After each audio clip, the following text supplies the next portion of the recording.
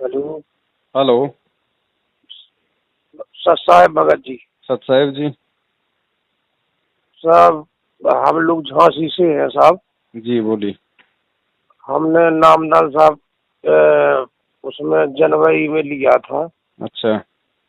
दिसंबर जनवरी 25 दिसंबर को लिया था हाँ 19 सन हाँ 2019 में। जी। तो साहब हम आश्रम में गए थे तो हमें टीवी पर नामदान दिया था। जी। इसके बाद साहब फिर हमने 4 महीना उनने आदेश बताए, हम नियम पे चले।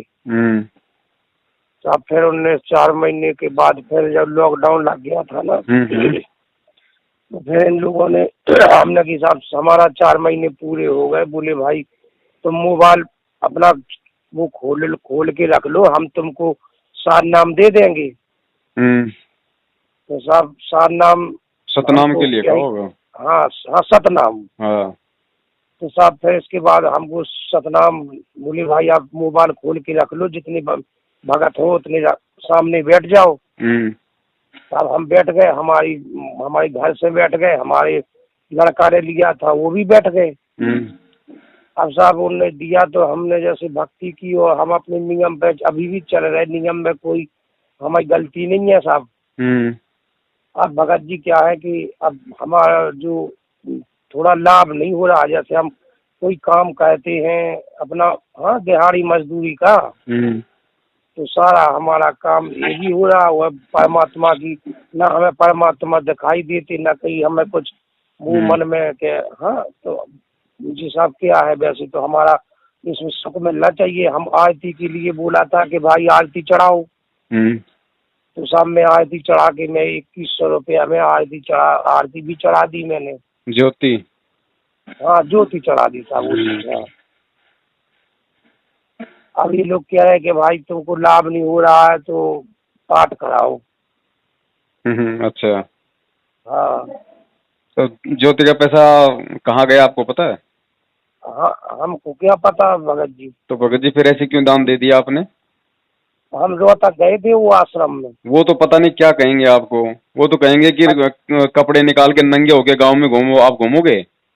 नहीं साहब ऐसा तो नहीं फिर घूमे भगत जी। आप गुरु के गुलाम हो या फिर आप गुरु के जो है मतलब गुलामों के गुलाम हो? दान भगत जी, दान किसको दिया जाता है? फिर आपने सत्संग क्या सुने फिर आपने गुरु जी के? गुरु बिन दान पुण्य जो कर ही मिथ्या होए कबू नफल ही। गुरु बिन माला फेरते गुरु बिन देते दान। गुरु बिन दोनों बेकार है चाहे पूछो वेद पुराण। फिर आपने सत्संग क्या सुने भाई? किसको दान दे रहे हैं आप? अब मैं तो आश्रम में दिया था दान उनके लिए। अब वो कौन सा आश्रम? कहाँ है आश्रम? जी रोहतक में सिंहपुरा है ना भगत जी। कौन सा आश्रम है? कहाँ खोला गुरु जी ने रोहतक में आश्रम?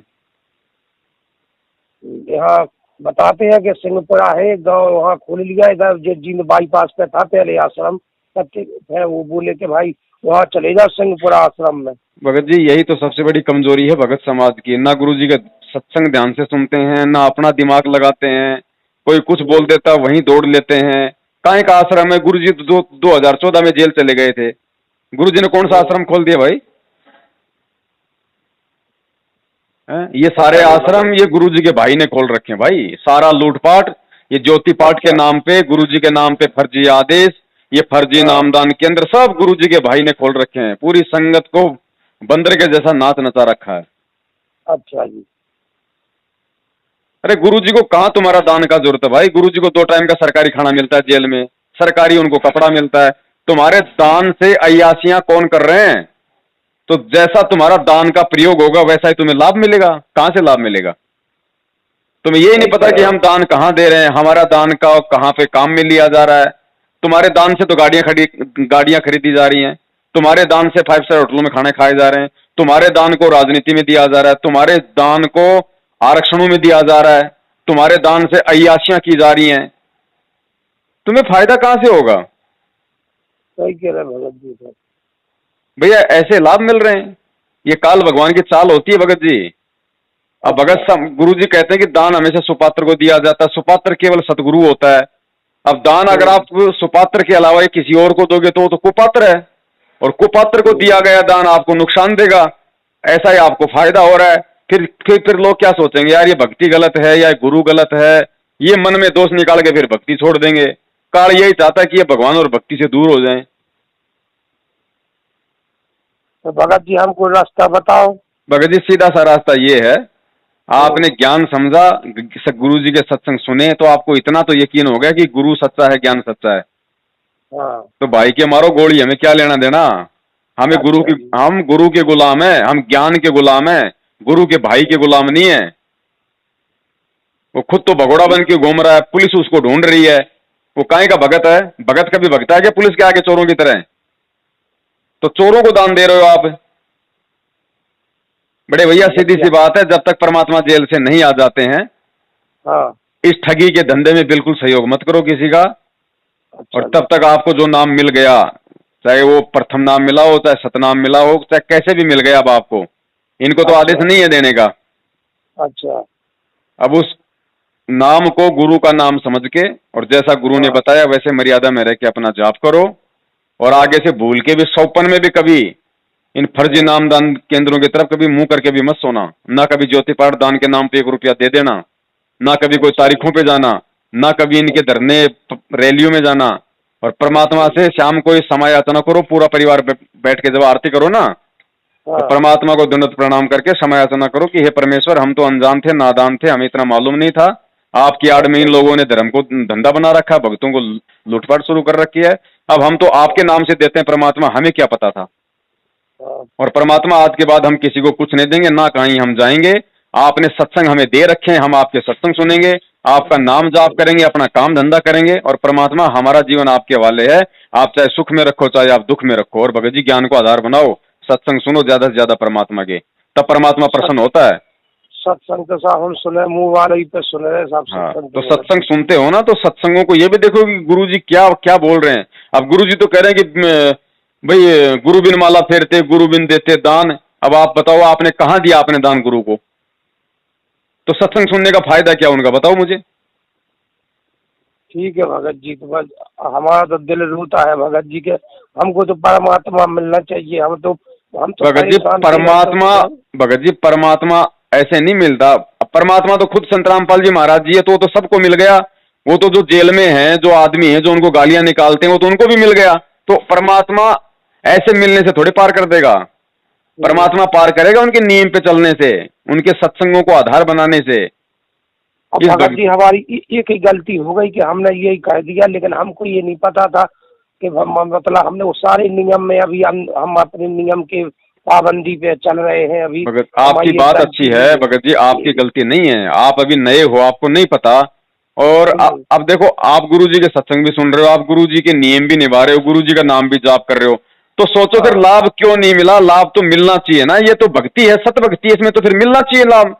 फिर कहाँ कमी है? लाभ क्यों नहीं मिल रहा? आप नियम में रह रहे हो, आप भक्ति कर रहे हो, सारे काम कर रहे हो, लेकिन आप इन कुपात्रों को दान दे रहे हो, आपके दान का दुरुपयोग हो रहा है। तो दुरुपयोग होगा तो गुरु जी का विधान है कि अगर कुपात्र को दान दोगे तो नुकसान उठाना पड़ेगा। तो आप यहां आप लोग गलतियां कर रहे हो।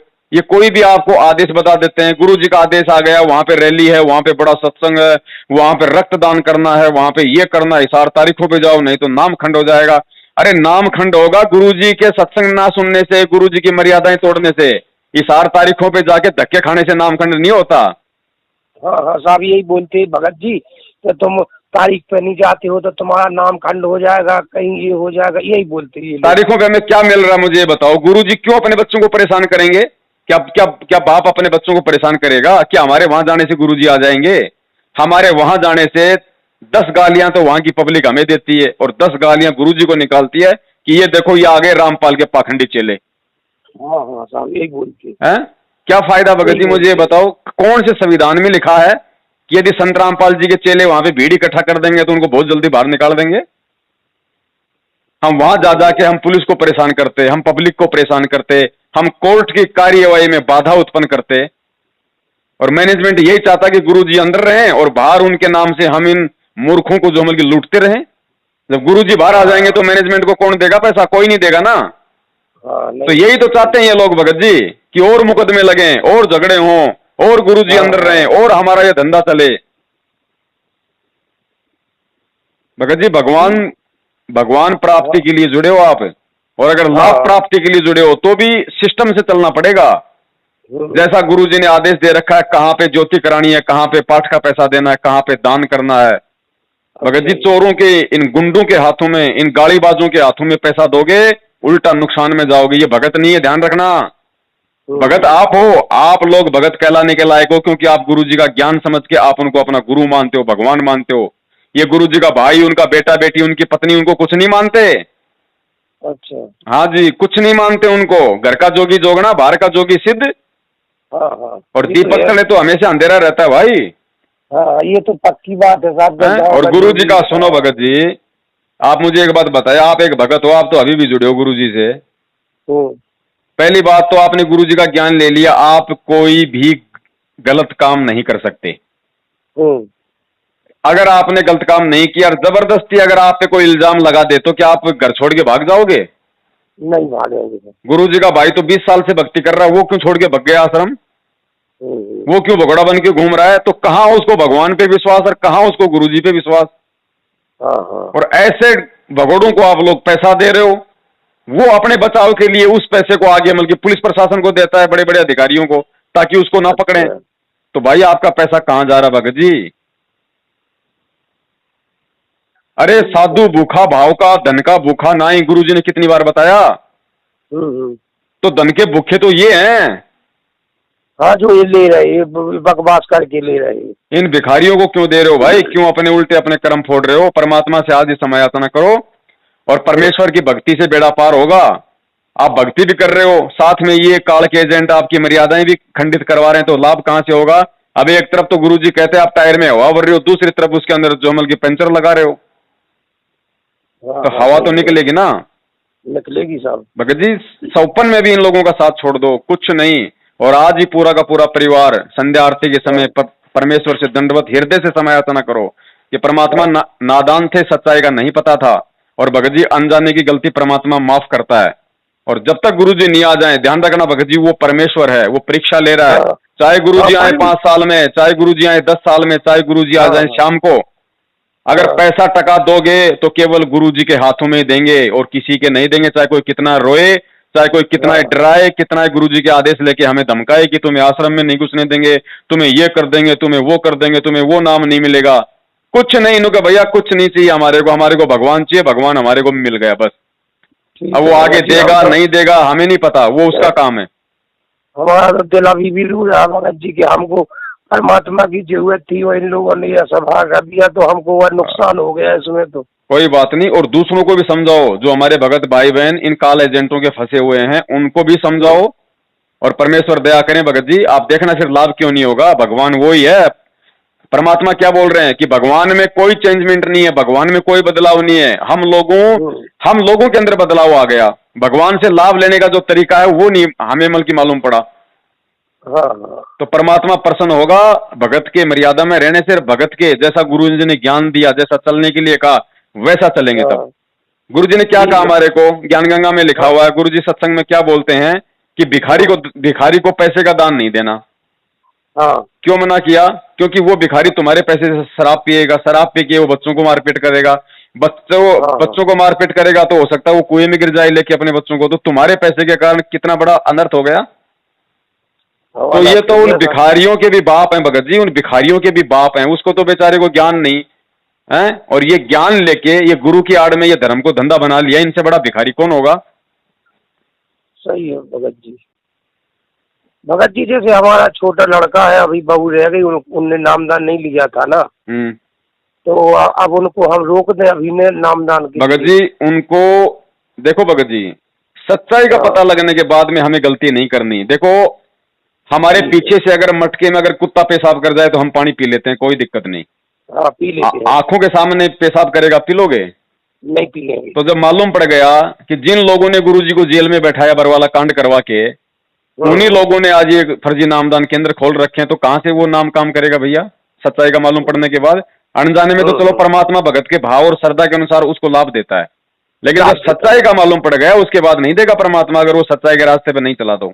हाँ, जैसे अब हमको सच्चाई का पता लग गया, अगर हम अब जानबूझ के दान देंगे तो हमारा हमारा फिर वो परमात्मा फिर कोई लाभ नहीं देगा, फिर कोई लाभ नहीं देगा। और गारंटेड बात है भगत जी, आप भगवान पे विश्वास करो और इसी तरीके से आप लगो, फिर देखो भगत जी परमात्मा लाभ क्यों नहीं देगा।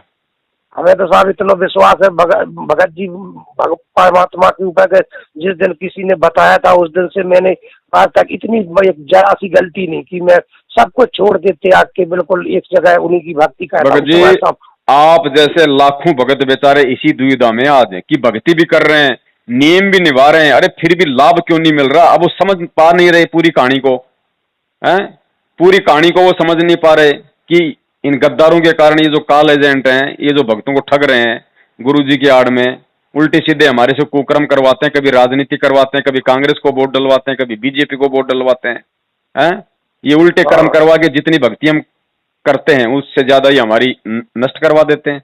अब भगत जी हम अपने वहाँ से झांसी से काम करने तो हरियाणा ही में आते हैं। अभी हम रोहतक में काम करते हैं जिले में जी, अपना काम यहीं करते हैं। हमारे बच्चे वगैरह भी काम करते हैं, कुछ घर रहते हैं, कुछ इधर करते हैं। तो बस हमने सोचा कि चलो हमको यहाँ काम कुम के लिए कुछ हो जाए तो सारा काम हमारा बर्बाद हो तो चला जा रहा है, बर्बादी हो तो चला जा रहा है। कोई बात नहीं भगत जी, जो परमेश्वर को मंजूर होगा वो होगा। अगर हम मर्यादाओं में चलेंगे तो परमेश्वर को परमेश्वर मानेंगे तो परमेश्वर अच्छा ही करेगा। आज के बाद आप जी ध्यान रखो इन सब बातों का और परमात्मा से ही बार बार आप जी प्रार्थना करते रहो। और देखो भगत जी ये काल का लोक है, परमात्मा भी कहते हैं भैया यहाँ पे ना चाहते हुए भी यहाँ पे मर्यादा खंडित हो ही जाती है, तो उसके लिए गुरुजी ने बताया कि जानबूझ के कोई ऐसा काम मत करो। और यदि वैसे हो जाता है कोई तो भाई परमात्मा अंतर्यामी है, अपने हृदय से हम सुबह तीनों टाइम की आरती करते हैं भगवान से, उस समय दंडवत करके समय याचना मांगो। भगवान और हमारे बीच में कोई एजेंट थोड़ी है, कोई वो दलाल थोड़ी बैठा है जो हम पहले हम उस दलाल के पास लगाएंगे, फिर वो दलाल आगे पहुंचाएगा, फिर गुरुजी वापस उसका जवाब उस दलाल के पास भेजेंगे, फिर वो दलाल हमें बताएगा। अरे आत्मा से परमात्मा का संबंध है, भगवान होता है अंतर्यामी, वो तो तुरंत जान लेता है अपने बच्चे की मन की बात। लेकिन हमें विश्वास होना चाहिए ना, हमें विश्वास होगा तब वो अंतर्यामी अपना अंतर्यामी वाला काम करेगा, नहीं तो नहीं करेगा। अरे भगत जी बात तो मीराबाई ने तो पत्थर में श्री कृष्ण जी को प्रकट कर दिया था, हमारे को तो जीता जागता भगवान मिला हुआ है। ये तो जीता जाती भगवान मिले, सही है भगत जी। धोखे में मत रहो, भगवान आया हुआ है साक्षात, बीच में इन एजेंटों की जरूरत नहीं है, इन कोऑर्डिनेटरों की, नामदान केंद्र वालों की, मैनेजमेंट वालों की जरूरत नहीं है। लाभ उठा लो सीधा डायरेक्ट। ठीक है भगत जी, अब तो हम यही करेंगे। अब हम किसी के पास, अब हम अपने यहीं पर भक्ति करेंगे, हम किसी के पास तो मैं कह रहा हूँ जब तक गुरुजी नहीं आ जाते, चाहे आए 10 साल में, चाहे आए कल सुबह, एक नया रुपया अगर किसी को देंगे तो गुरुजी को ही देंगे, चाहे कोई कितना रोले, चाहे मर जाए चाहे। ठीक है, क्योंकि हम अपना नुकसान नहीं होने देंगे भक्ति मार्ग में। भगत जी परमात्मा आएंगे, निकलेंगे कि नहीं निकलेंगे? अरे बड़े भाई वो परमात्मा है, अगर परमात्मा मान लिया तो परमात्मा को कौन बांध के रखेगा भाई? खेल है परमात्मा की। एक बात बताओ, आज अगर ये खेल ना होता और आज अगर परमात्मा जेल ना होते, भगत जी आज आप लोगों को कैसे इन सच्चाई का मालूम पड़ता? इन कुकर्मी लोगों के काले चेहरे आप लोगों के सामने कैसे आते? सही है, हम इनको पहचान ही नहीं पाते और पहचान नहीं पाते। तो जब आज गुरुजी के रहते सत्य जब भक्ति मार्ग में इतना बड़ा इन्होंने धर्म को धंधा बना दिया, तो कल जब गुरुजी शरीर छोड़ के चले जाते तो फिर क्या सत्यानाश कर देते? फिर तो और मुश्किल कर देते। तो भगत जी परमात्मा एक तीर से अनेक को शिकार करते हैं, जेल में भी उनके बच्चे हैं, वो जज मंत्री प्रधानमंत्री भी उसी का बच्चा है, उसने तो पूरी दुनिया को सेट करना है, तो उसकी अपनी प्रोसीजर है भगत जी। परमेश्वर तो हमारे साथ में, जेल में कहाँ है भाई? परमात्मा के तो लाखों रूप है, करोड़ों रूप है भगत जी। वो एक रूप में जेल में बैठा है, दूसरे रूप में 2 मिनट में अगर हमारे को जरूरत पड़ी तो 2 मिनट में हाजिर हो जाएगा। अब जैसे हमारे जो परिवार की, जो उसकी हमारे बच्चों की मम्मी है ना, उनको तो दिखाई दे जाती है वे कभी कभी, हमको तो आता कभी दर्शन नहीं दी कि परमात्मा ने। कोई बात नहीं भगत जी, परमात्मा से ही प्रार्थना करो कि हे परमेश्वर इस दास को भी यदि आप इस लायक समझते हो तो परमात्मा दास को भी दर्शन दो मेरे मालिक। तो हमारे इनका तो सारा कष्ट भी थोड़ा था तो वो भी दूर कर दिया, उन्हें भजा दिया। भगत जी उनका कष्ट भी तो आप ही का कष्ट है, भगतमती सही रहेगी तो आपको भी कोई टेंशन थोड़ी रहेगी। तो परमात्मा ने वो भगतमती को सुख दे के आपका भी तो दुख दूर कर दिया। हमारा भी दुख दूर कर दिया। तो वो तो पता नहीं कौन कौन से तरीके से खेल खेलता है। और जब जरूरत पड़ेगी ऐसी आपको, अगर ऐसा पहले तो सोचते क्योंकि हमें ऐसा कोई दुख आए, कोई समस्या आए भगवान की शरण में, अगर आ भी गई हमारे कोई अगर वो कर्म की मार की तो परमात्मा आगे खड़ा मिलेगा भगत जी। हाँ नहीं नहीं मिले भगत जी, ये तो है। हमारे इन लोगों के सामने हमेशा दुख के सामने खड़े मिले परमात्मा। और है कौन भाई हमारा यहाँ पे है कौन है कौन? वही है जो कुछ गुरु ही तो है। गुरु का भाई तो लूटने में लग रहा हमारे को। सही है। तो भाई बस एक तरफ एक रास्ता अपना लो और दूसरों को भी समझाओ भाई भाई बहनों को। ठीक है जी। हाँ सच साहिब भगत जी, सच साहिब। भाई जो गुरु बचन पे डट गे रकट गे फंद 84 के। भाई जो गुरु बचन पे डट गे रकट गे फंद 84 के।